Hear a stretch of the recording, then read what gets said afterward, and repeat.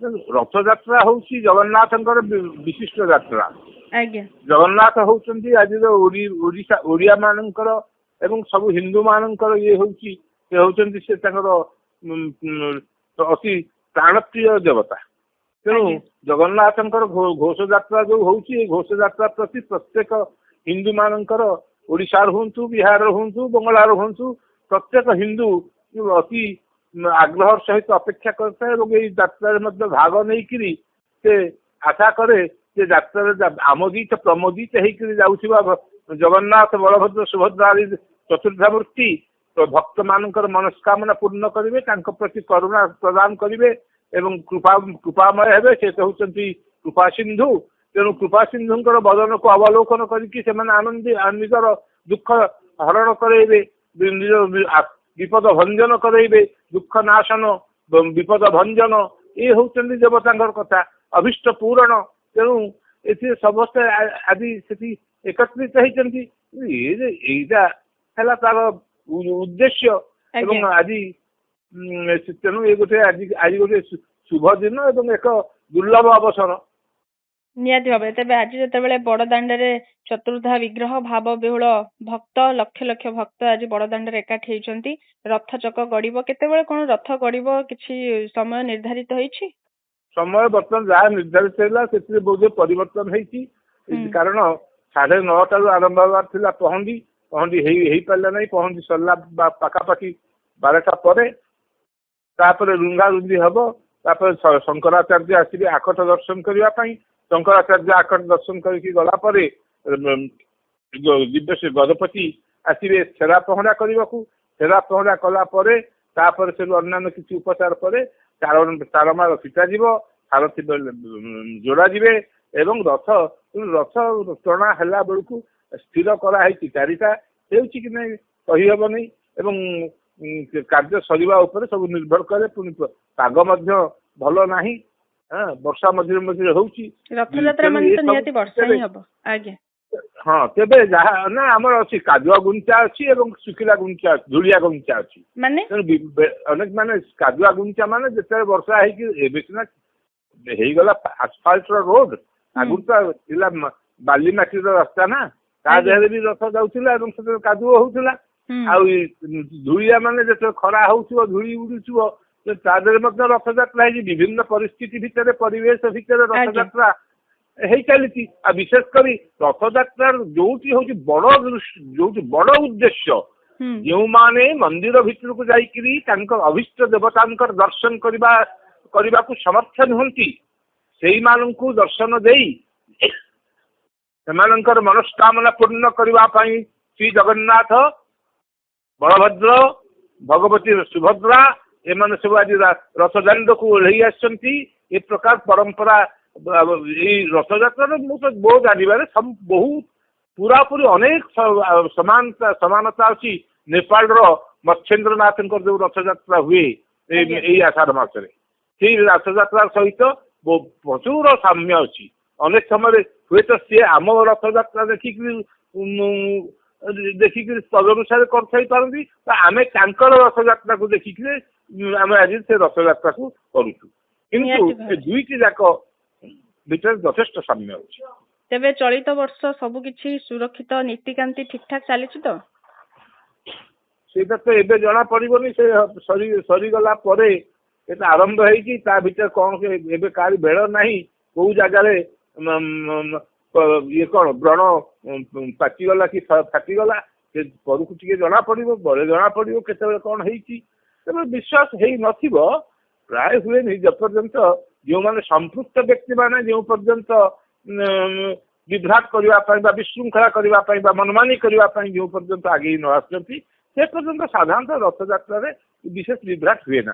ବାକି ରହିଲା ଗୋଟେ ଦୁର୍ଘଟଣାଟା ପାଇଁ ଯଦି ଉପଯୁକ୍ତ ଭାବରେ ନିଆ ହେଇଥିବ ପଦକ୍ଷେପ ତେବେ ସେଥିରେ ଦୁର୍ଘଟଣା ହବା କଥା ନୁହେଁ। ଯଦି ହେଲା ତାହେଲେ ବୁଝିବାକୁ ପଡିବ ଯେ ଇଏ ହଉଛି ଦେବତାଙ୍କର ଗୋଟେ ମାୟା।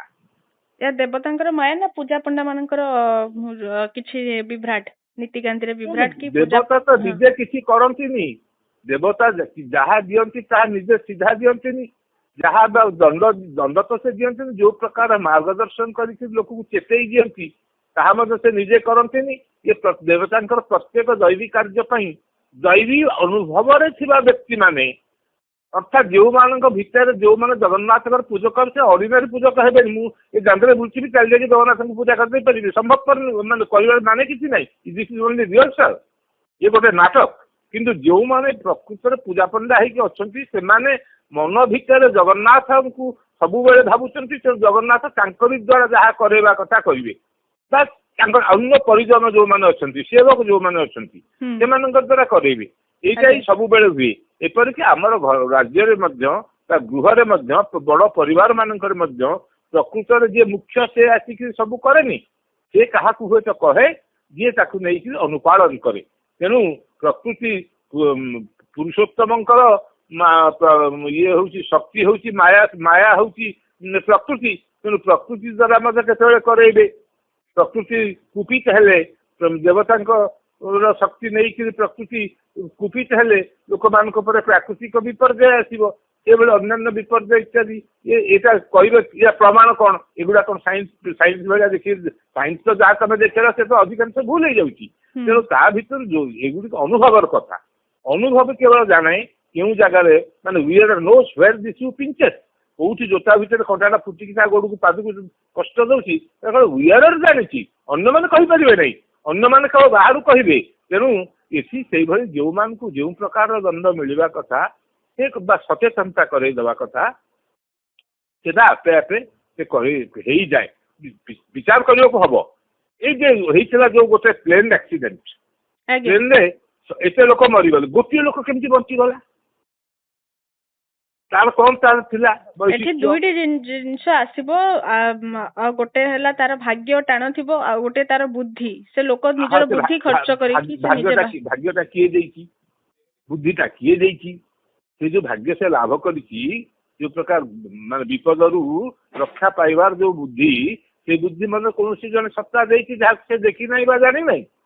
ସିମିଲାରଲି ଯୋଉମାନେ ମରିଗଲେ ସେମାନଙ୍କ ପାଇଁ ଯୋଉଟା ଦିଆହେଇଛି ତାର ଆଉ ଗୋଟେ କିଛି ମହତ୍ଵର ଆଉ ଗୋଟେ କିଛି ବାର୍ତ୍ତା ଥିବ, ତା ଭିନ୍ନ ବାର୍ତ୍ତା ଥିବ ଯାହା ଆମେ ବୁଝିପାରୁନୁ କାହିଁକି ମରିଗଲେ। ଏବଂ ଖାଲି ସେତିକି ସେଇ ସମୟ ଭିତରେ ବିଭିନ୍ନ ଜାଗାରେ ମଧ୍ୟ ହେଇଛି ଆମର ପ୍ଲେନ କ୍ରାସ୍। ଏଇ ଯୋଉ ସମୟରେ ଆମର ଏଇ ବିରାଟ କାୟଟା ହେଇଥିଲା ଅହମ୍ମଦାବାଦରେ। ତେଣୁ ହଁ ଆମେ ଯଦି କହିବା ମଣିଷ ତ କେବେ କରିନି, ଏବେ ତ ପ୍ରମାଣିତ ହେଲାଣି ଯେ ବିମାନରେ କୌଣସି ଇଏ ନଥିଲା। ସେଇଭଳିଆ କଥା ପ୍ରତ୍ୟେକ ଜାଗାରେ ବୁଝିବାକୁ ପଡିବ ଯେ କୋଉ ଜାଗାରେ କଣ ରହିଛି ଠାକୁରଙ୍କର ବରାଦ, ଠାକୁରଙ୍କର କଣ ରହିଛି ଉଦ୍ଦେଶ୍ୟ, ସେଟା ସେଇ ଜାଗାରେ ମିଳିବ। ଏବଂ ଠାକୁର ସେଇଆକୁ ସେଇଭଳି ମାର୍ଗ ଦର୍ଶନ କରେଇବେ ଯିଏ ଯୋଉଥିପାଇଁ ଯୋଗ୍ୟ। ଯୋଗ୍ୟଂ ଯୋଗ୍ୟେନ ଯୋଜୟେତ୍, ଯୋଗ୍ୟଂ ଯୋଗ୍ୟେନ ଯୋଜୟେତ୍। ତେଣୁ ଦେବତା ସେଇ ଦେବେ। ଯଦି ବନ୍ୟା ଏଇ ଯେ ଆପଣଙ୍କର ବର୍ତ୍ତମାନ ଯୋଉ ହଉଛି ଉତ୍ତରାଖଣ୍ଡରେ ବାରମ୍ବାର ଆପଣ ଦେଖିଥିବେ ବର୍ଷା, ପ୍ରବଳ ବର୍ଷା ହଉଛି ଉତ୍ତର ହିମାଳୟନ ବେଲ୍ଟରେ। ଆଚ୍ଛା ଏ କଥାଟା ବହୁ ଦିନ ଆଗରୁ ସେଠି ଗୋଟେ ହେମକୁଣ୍ଡ ବୋଲିକି ଅଛି ଯୋଉଠିକି ପଞ୍ଜାବୀ ମାନେ ଯାଆନ୍ତି, ଶିଖ ପନ୍ଥୀ ମାନେ ତାଙ୍କ ସେଟା ତୀର୍ଥସ୍ଥଳ। ସେମାନେ ସେଠାରେ କହୁଛନ୍ତି ଯେ ବହୁ ଦିନ ପୂର୍ବରୁ ହେମକୁଣ୍ଡରେ ବର୍ତ୍ତମାନ ଗୋଟେ ଗୋଟେ ବାର୍ତ୍ତା ମନରେ ଆସୁଛି। କେହି ହୁଏତ ମଣିଷ କହିନି, କେହି ହୁଏତ କହିଛି ଯେ ତମେ ବର୍ତ୍ତମାନ ଯୋଉ ଇଏ କରିକି ଜଳ ବିଦ୍ୟୁତ କେନ୍ଦ୍ର କରିକି ଯୋଉ ପ୍ରକାର ନଦୀ ଆଉ ଜଙ୍ଗଲ ଉପରେ ଅତ୍ୟାଚାର କଲ, ତା ଫଳରେ ଏଇଭଳି ଅନେକ ପ୍ରକାର ପ୍ରାକୃତିକ ଦୁର୍ବିପାକ ହବ। ଏଇଟା ତ ଗୋଟେ ପ୍ରାକୃତିକ ପ୍ରକ୍ରିୟା, ଏଇଟା ହେଲା ଆଉ। କିନ୍ତୁ ଏଇଟା ଆଜି କାହିଁକି ହେଲା, 10 ବର୍ଷ ତଳେ କାହିଁକି ରହିଥିଲା, ଆଉ ଭବିଷ୍ୟତରେ ହବ କି ନାହିଁ ସେମାନେ କହିପାରିବେ? ତେବେ ଆପଣ କହୁଛନ୍ତି ଯାହା କିଛି ଦୁର୍ଘଟଣା ଘଟଣା ହଉଛି ସେ ସବୁ ବିଧିର ଗୋଟେ ନିୟମ। ଆଉ ମହାପ୍ରଭୁଙ୍କ ଉଦ୍ଦେଶ୍ୟରେ ଯୋଉ ସବୁ ଦୁର୍ଘଟଣା ବି ଘଟିଛି, ଆମେ ଯଦି କହିବା ପୂର୍ବରୁ ବଳଭଦ୍ରଙ୍କର ମଧ୍ୟ ରଥଯାତ୍ରା ସମୟରେ ଗଡି ପଡିଥିଲେ, ଯାହା ଆସୁଥିଲା ଗୋଟେ ବିଧିର ନିୟମ ନା, ବିଧିର ନିୟମ କହିବା ନା ପୂଜା ଚେତାବନୀ ଦେଲେ ଯେ ତମ କାର୍ଯ୍ୟରେ କୋଉଠି ହେଳା କରିଛ, ନିଷ୍ଠାରେ କୋଉଠି ତମର କମ ରହିଯାଇଛି, ତେଣୁ ତମେ ଦେଖ ଏଇପରି ଏକ ବିଭ୍ରାଟ ହେଲା। ଆମର ଆରଡି ଆଖଣ୍ଡଳମଣିଙ୍କ ପାଖରେ ସବୁ ଡଙ୍ଗା ଚାଲୁଥିଲା ମଙ୍ଗଳପୁର ଘାଟରୁ ସେ ଆରଡିଙ୍କ ପର୍ଯ୍ୟନ୍ତ। ସେଠି ଏବେ ମଧ୍ୟ ମୁଁ କହୁଛି 30-40 ବର୍ଷର କଥା, ଏ 30-40 ବର୍ଷ ଭିତରେ ଗୋଟେ ଡଙ୍ଗା ଦୁର୍ଘଟଣା ପରେ ଆଉ ଲୋକମାନେ କିଛି ନିର୍ଦ୍ଦିଷ୍ଟ ଲୋକଙ୍କୁ ବସେଇ ଦିଅନ୍ତି ଡଙ୍ଗାରେ ଆଜି ପର୍ଯ୍ୟନ୍ତ। ଏତେ ଦିନ କାଲି ନା ହଁ ଆଜ୍ଞା ଆଉ ସେ ତ ହଉଛି ଆଚ୍ଛା ଆଉ ମୋର କେମିତି ହଉଛି ନା ଏଟା ବି ହେଇପାରେ ତମ ମନର ରିଫ୍ଲେକ୍ସନ ହେଇପାରେ ନା ନା ଆଜ୍ଞା ଇଏ ହଉଛି ଯିଏ ଯିଏ ଅନ୍ୟାୟ କରିବ ଅନୀତି ଭାବରେ ଯିବ ତା ପାଇଁ ଅନ୍ୟମାନେ ବି ଦଣ୍ଡ ଭୋଗ କରୁଛନ୍ତି। ତେଣୁ ୟାକୁ ଆପଣ ଆକୁ a+b ର whole square a² + b² + 2ab ଏମିତି କହି ହେଇପାରିବନି। ଏମିତି ବି ହେଇନି ବି ଠିକ ଏମିତି କେବଳ ଅଙ୍କ ପର୍ଯ୍ୟନ୍ତ ହେଇଛି ତାପରେ ଆଗକୁ ବି ହେଇନି। ତେଣୁ ଆମକୁ ଆକୁ ମାନିବାକୁ ପଡିବ ଯେ ଐଶୀ ଶକ୍ତି ଅଛି ଦୈବୀ ଶକ୍ତି ଅଛି ଏବଂ ଏ ଦୈବୀ ଶକ୍ତି ବଳରେ ଆମେ ମଣିଷର ଶକ୍ତି ହେଉଛି ସୀମିତ। ଏ ଦୈବୀ ଶକ୍ତି ବଳରେ ମଣିଷ ଅମୋଘ ପ୍ରଭାବରେ ବହୁ ଅସାଧ୍ୟ ସାଧନ କରିପାରେ ଏବଂ ଅମୋଘ ପ୍ରଭାବରେ ବା ଇଏରେ ମଣିଷ ମଧ୍ୟ ବହୁ ଦୁଃଖ ଭୋଗ କରିପାରେ।